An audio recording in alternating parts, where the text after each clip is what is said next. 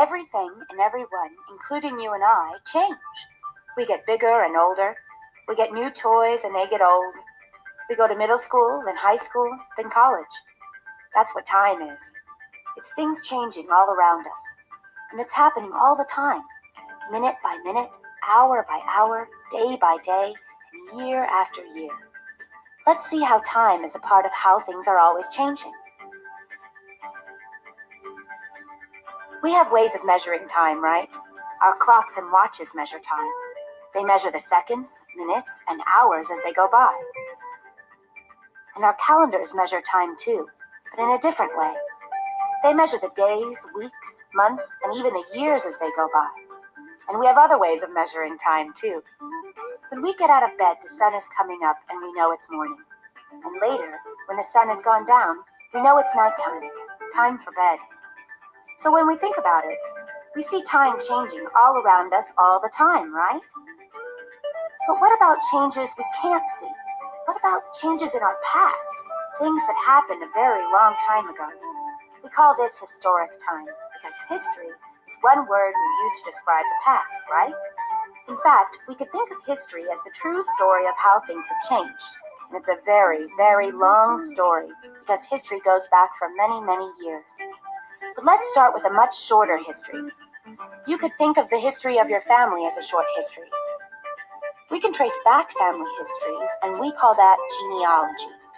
We can see how genealogy traces family histories by using what we call family trees. Yours might look something like this. Right now, you might be here on your family tree. Now, your mom and dad are the ones who gave birth to you, so they're what we call one generation before you on the family tree. And that puts them here. And going farther back in your family history, you know that your mom and dad were once kids, and their moms and dads gave birth to them. Their moms and dads are your grandparents, so they could be here on the family tree. See how it works? Remember, there are 4 grandparents, your mom's parents and your dad's parents. Actually, the family tree can get very big and very spread out because parents often have 2 or 3 or even more children. And almost all of those children grow up to become parents. And they have lots of children, and those children do the same thing. And if you continue to go farther back on your family tree, you come to the people we call your ancestors. Your ancestors are all the relatives that came before your grandparents.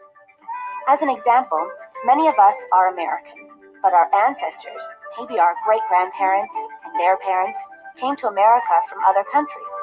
And even their grandparents and great-grandparents are all a part of your family tree, because they're a part of your early family.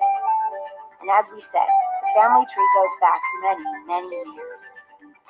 But a family tree could get very big and hard to follow, right? So what about another way of looking at historic time? How about a historic timeline? A historic timeline is like a ruler.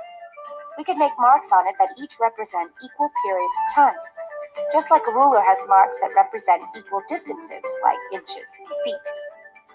On a historic timeline, though, instead of inches and feet, we would have marks that measure years and decades and centuries.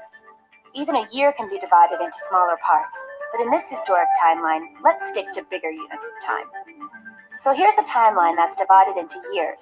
Each mark represents 1 year. But if we make another mark every 10 years, we can see that those units of time are decades. 1 decade equals 10 years. And if we have 10 of those marks, we know that this timeline measures 10 decades, right? Know what 10 decades equals? Well, if a decade is 10 years, and we want to know what 10 decades equals, we can multiply 10 decades times 10 years, and we get 100 years. So 10 decades equals 100 years, and we can even mark off 100-year pieces of time. What do we call those? Centuries. That's right. And remember, every 100 years equals 1 century. So you can see our historic timeline could go very far back, many, many centuries. And we number the centuries, right? Ever heard of the 20th century? Or the 18th century? Or some other one? Sure you have. And each one of those is equal to 100 years. Let's see how that works. Let's say we started at some point with a 1. And this is the very beginning of our century timeline. And this is true, by the way. We did start with a 1, but we'll talk more about that later. First, let's say we started with a 1 and 100 years goes by.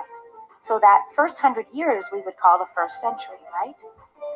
Exactly. And what would we number the years inside of that century? From 1 to 100, right? Well, if that's true, then what century would the number 110 or even 199 be in? Even though those numbers are all 100 numbers, they're actually in the second century, right? Because remember, the first century included the numbers from 1 up to 100, but no higher. And how about the end of the second century? What would the next century be? The third century, of course.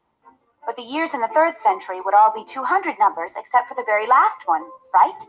201, 210, 250, all the way up to 299, and finally 300. And the fourth century would have 300 numbers except for the last one, and the fifth century would have mostly 400 numbers, and so on. See? So that's why today the numbers of our years are in the 2000s. For instance, 2001, 2002, 2003. We're actually in the 21st century. So now that we know about years, decades, and centuries, and now that we've made a historic timeline, let's take a little trip back along our timeline and look at some of the things that have happened in our history back over the centuries. We'll see where these events are on our historic timeline. For now, we'll start back in the 15th century. Christopher Columbus. When did he discover America? In the 15th century, in the year 1492, right? And later, the Pilgrims came to America on the Mayflower. When? In the 17th century. They landed in 1620. The 18th century brought a major event in our history. Our Declaration of Independence as a country. You know this date, right? Fireworks Day, July 4th in the year 1776.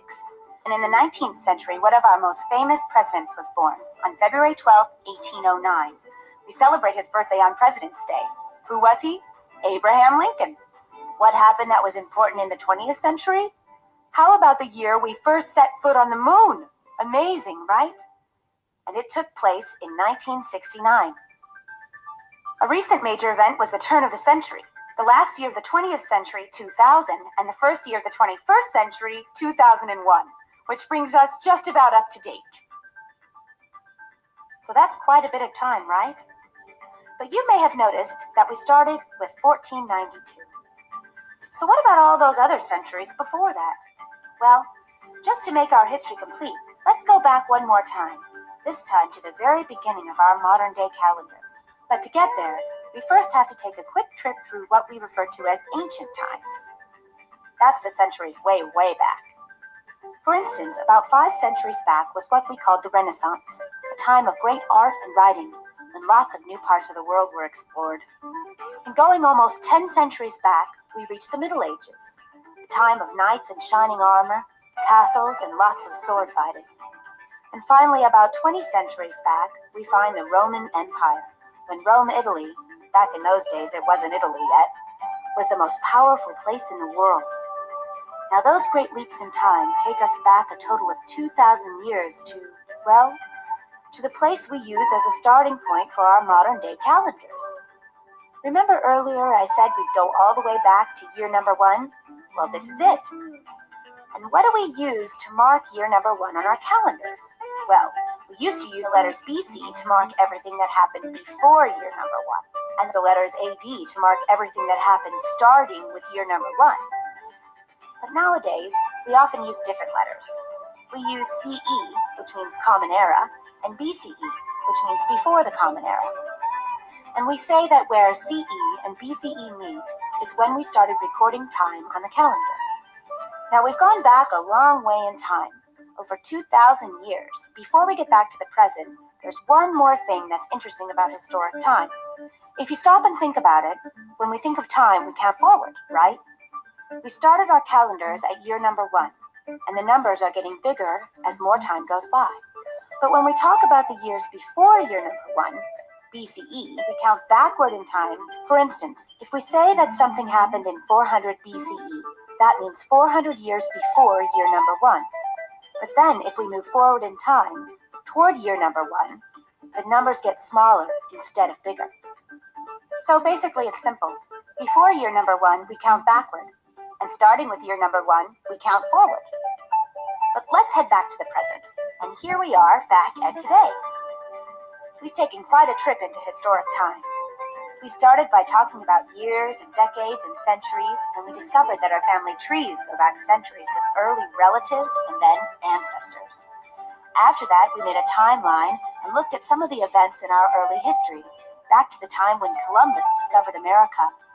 And we even went farther back than that, into the Renaissance and the Middle Ages and the Roman Empire. And finally, we arrived at the very first year on our calendars, the point where CE and BCE meet. Then it was a quick journey back to today. Today is the best place, right? Except that tomorrow, today will become yesterday. And pretty soon, today will be 1 week ago, then a month ago, a year ago. And before you know it, we'll hardly remember today. Because time keeps moving along, and things just keep on changing.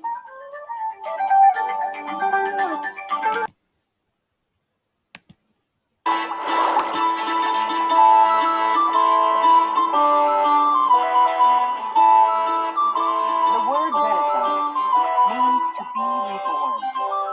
It is used to describe an enormously important movement of cultural rebirth that began in Italy in the early 1300s, gradually spread northward to other European countries, and finally ended around 1650. The Renaissance was a unique period of history, an era when people actively sought to improve their own cultures by attempting to recapture some of the greatness of the long-forgotten civilizations of ancient Greece and Rome. The Renaissance was a time when new styles of art were developed, when the first Protestant religions were born, when big advances in science expanded basic understanding of our solar system and of human life itself. The Renaissance was also the time when books first became widely available, and was when the first great voyages of world exploration began.